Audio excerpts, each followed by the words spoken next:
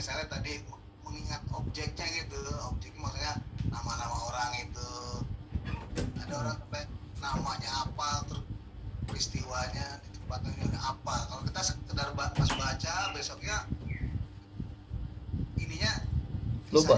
kisahnya tahu, tapi peran-perannya dan apanya itu suka lupa.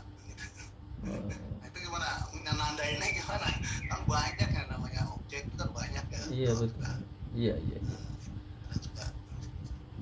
Salah satu cara untuk menjadi orang cerdas, ya itu kan semua ulama dari dulu. Nabi itu cerdas orangnya.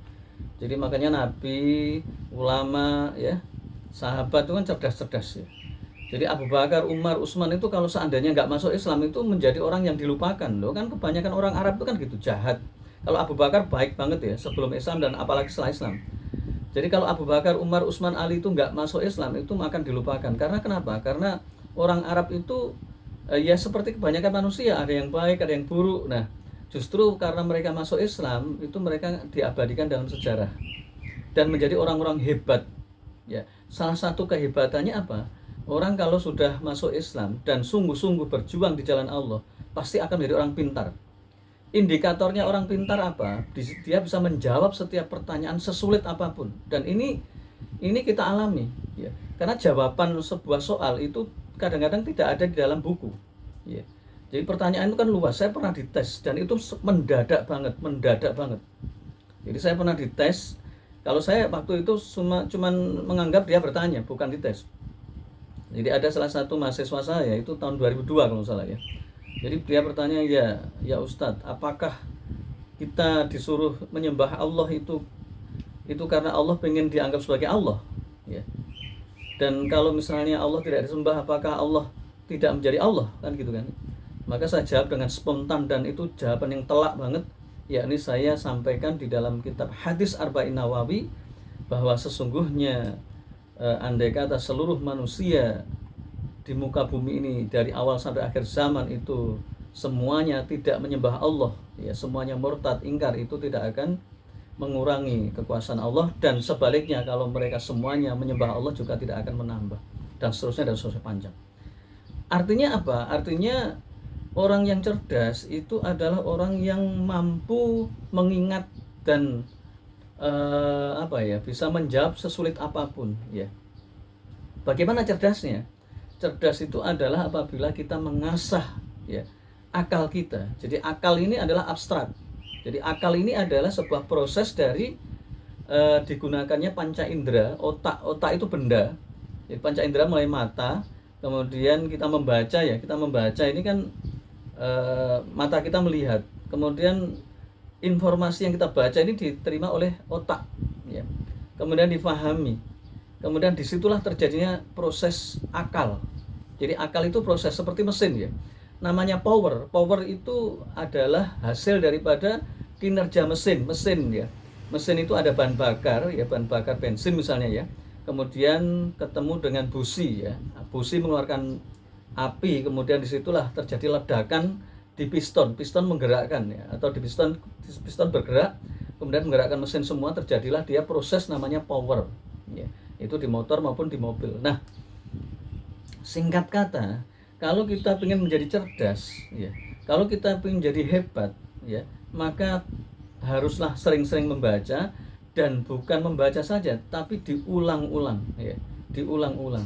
Jadi kalau kayak kita menghafal Al-Quran, kita nggak bisa cuma sekali saja. Misalnya saya baca Bismillahirrahmanirrahim, Alif Lam Mim, Dzalikal Kitabul La Raiba Fihi. Itu kemudian kita baca, ya nggak hafal lah besoknya. Saya baca surat Al-Baqarah itu mungkin ratusan kali. Coba dari kecil sampai sekarang itu saya baca berulang-ulang. Ya misalnya lah, taruh sebulan sekali khatam, ya, misalnya saja, ya. Itu berapa kali khatam saya baca surat Al-Baqarah itu. Ya, apalagi kalau sebulan itu misalnya 2 kali khatam. Sebulan sekali khatam aja, berarti kita mengulang kembali.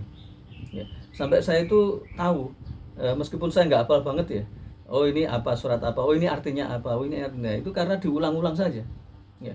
Memang nggak ada cara lain kecuali diulang-ulang saja, ya, diulang-ulang. Itu metode di dalam menghafal Al-Quran, menghafal hadis, atau menghafal sejarah, diulang-ulang.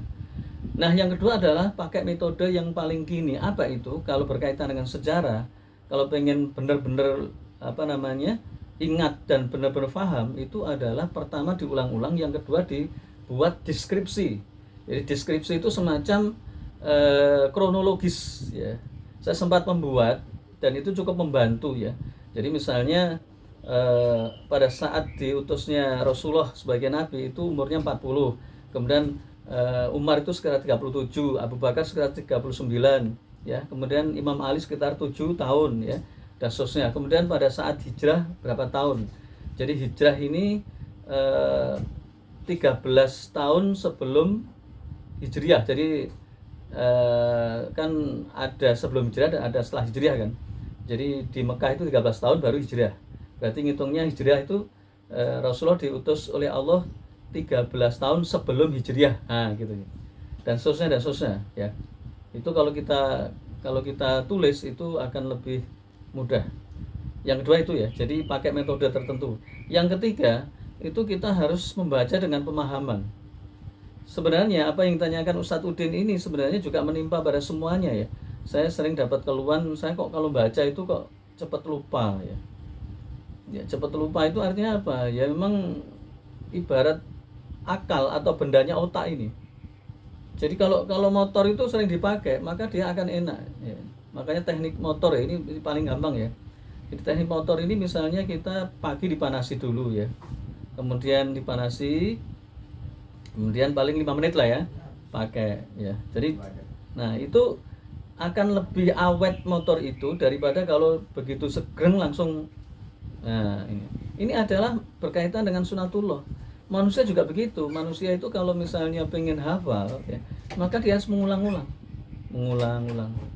atau membuat semacam deskripsi tadi. Nah, kalau kita sering mengulang-ulang, kita akan menemukan ide-ide. Jadi membaca itu bukan cuma membaca kemudian kita tahu, enggak. Di situ kita akan mendapatkan ide-ide yang banyak sekali ya. Makanya saya membaca Nidhamul Islam, kitab Nidhamul Islam itu berkali-kali apa? Karena sekali saya membaca itu ketemu ide lagi. Saya membaca kitab ini itu berkali-kali ya. Begitu membaca itu ketemu ide lagi. Akhirnya saya hafal. Ya. Bukan aja hafal, tapi mengerti. Kalau hafal saja kan mungkin ini ya tekstual ya, tapi kalau mengerti itu kontekstual, ya lebih luas lagi. Sehingga ketika kita mendapatkan pertanyaan sesulit apapun, kita bisa jawab. Kenapa? Karena kita bisa ini. Kalau dalam bahasa yang saya ceritakan tadi, karomah. Ya. Jadi karomah itu punya kemampuan menjawab pertanyaan yang mendadak. Jadi saya pernah ditanya mendadak, saya juga agak jengkel ya. Saya khotbah di salah satu masjid di daerah Manggarai ya, atau di Menteng Selatan lah, di daerah Menteng Selatan. Yang saya ceritakan itu tentang dzikrul maut lah.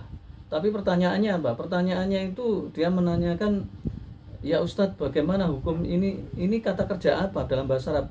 Tatanazalul malaikatu itu ya. Jadi dalam surat yang malaikat turun itu ya. Jadi tatanazalul malaikatu waruhu fiha bi'idni min kulli amr. Ya itulah. Itu sampai saya bingung, ini orang kok nggak nyambung sekali antara yang saya sampaikan dengan pertanyaan.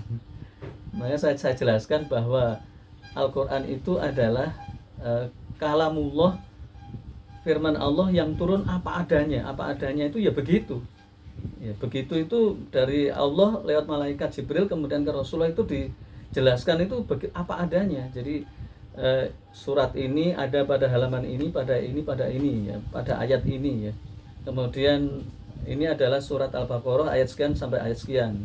Ya, jadi begitu. Jadi nggak bisa dikonversikan dengan ilmu alat manusia, misalnya fi'il apa ini, fi'il mudhari dalam bentuk apa, nggak bisa. Kan kalau fi'il mudhari itu tanazala ya tanazalu misalnya, tatanazala ya tanazalu ya misalnya. Kalau itu nggak bisa. Ya. Al-Quran itu kadang-kadang berbeda dengan apa yang dipahami oleh manusia. Itu supaya apa?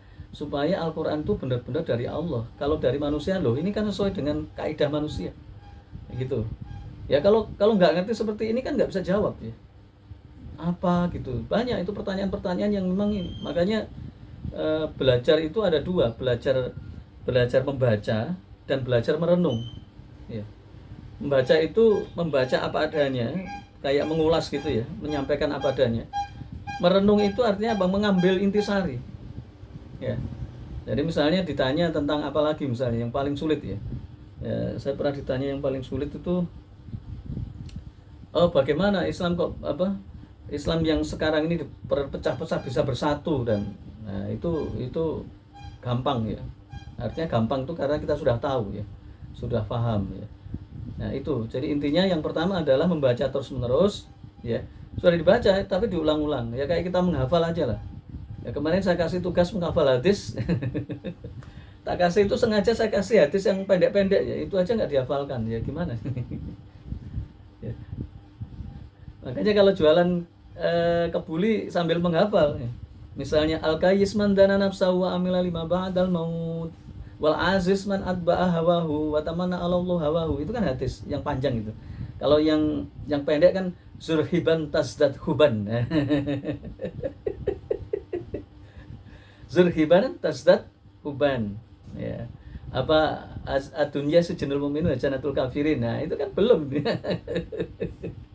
Itu harus diulang-ulang itu. Nah, gitu ya. Harus dikasih bi'ah untuk membiasakan ya, membiasakan. Ya jadi ulama dulu itu pekerjaannya menjahit, jualan nasi, cari apa namanya?